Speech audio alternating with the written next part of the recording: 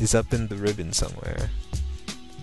And I think there are like a few tools in the ribbon that aren't in the modifier list. So they say that eventually like that ribbon up there, up top, is going to end up replacing the modifier list on the side there. And I believe it.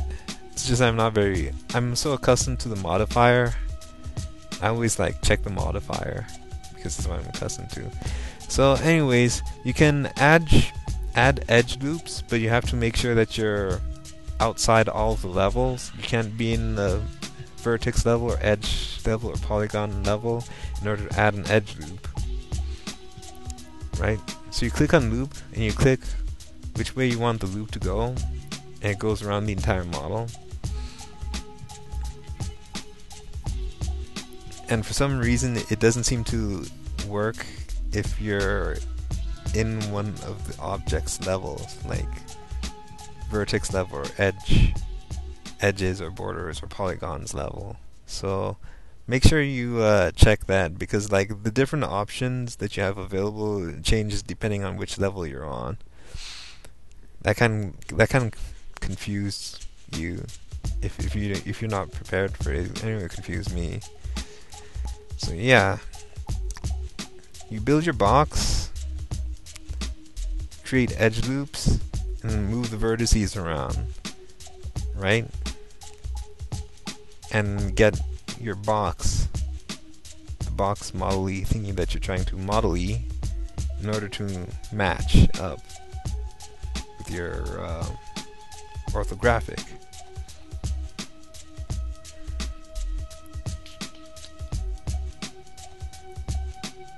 The rest is just grunt work. There's only like so much of the stuff that I can explain and describe. A lot of it is just like just doing it. Now if I zoom out and rotate this thing, you'll notice that the thing is still like pretty boxy. So I'm gonna like select the edges, the corners, the sharp corners, and I'm gonna bring them in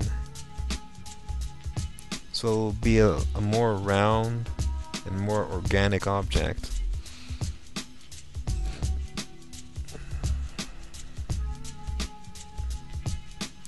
Make sure you got like everything selected, because if you don't have everything selected, you can like see I didn't select this guy, so I have to go back, undo, make sure that guy's selected, make sure I've got everything, and then scale it down again.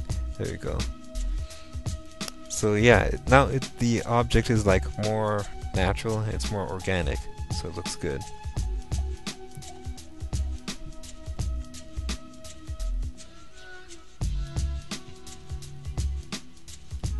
Okay, I'm going to extrude the bottom part here.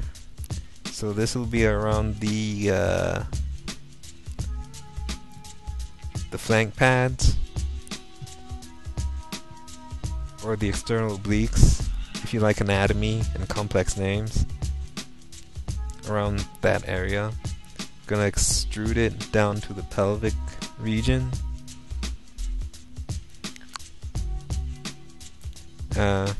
Be careful, because Max has actually got like 2 sets of shortcuts, right? And if you're not careful, then you can be using Max, right? And then inexplicably the shortcuts just switch up on you.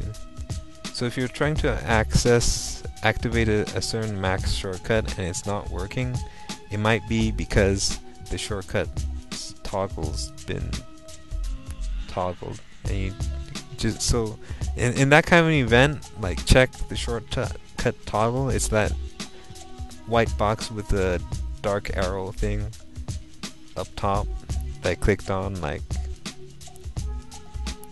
a moment ago, and it actually like changes some of the shortcuts.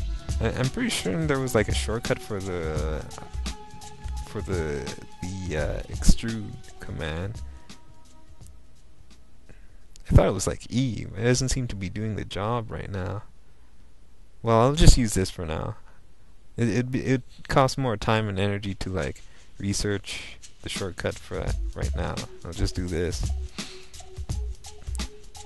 So yeah, I'm gonna like try and position. You gotta like position these things and try to accommodate for the legs. This is like just a pelvis, right? So the legs gotta like project out of the pelvis.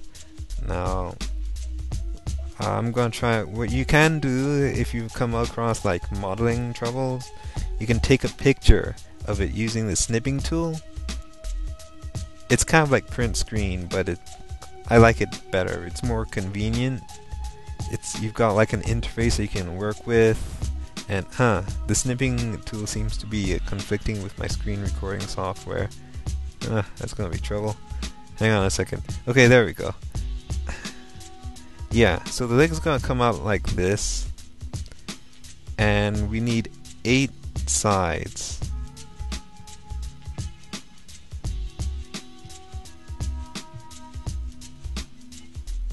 So I gotta put in an edge over here to accommodate for the legs. Can I add my swift loop? I'll add a swift loop here. So that edge will help accommodate for the legs. I'm gonna extrude from here. Now there are shortcuts for switching between the different levels of your model. The numbers 1, 2, 3, 4, and 5, I believe, do that. 1 being vertices and 5 being the element, I think. Now the front of the pelvis is more squinched together, so I'm gonna like select these front vertices here and squinch them together. And the orientation of these sockets accommodate for the movement of your legs. So your legs kind of like move in an forward, sideways orientation, kind of like this. So the socket's gotta be orientated in a forward, sideways direction in order to accommodate for the movement of the legs. Now I'm gonna extrude that. If you can't find extrude, there's an extrude inside the ribbon under the polygon level, and it's literally labeled extrude.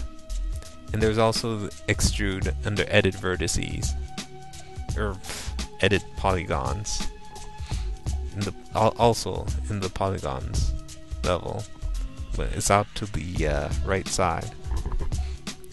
So extruding and edge loops are pretty common box modeling tools that you'll probably find yourself using virtually all the time.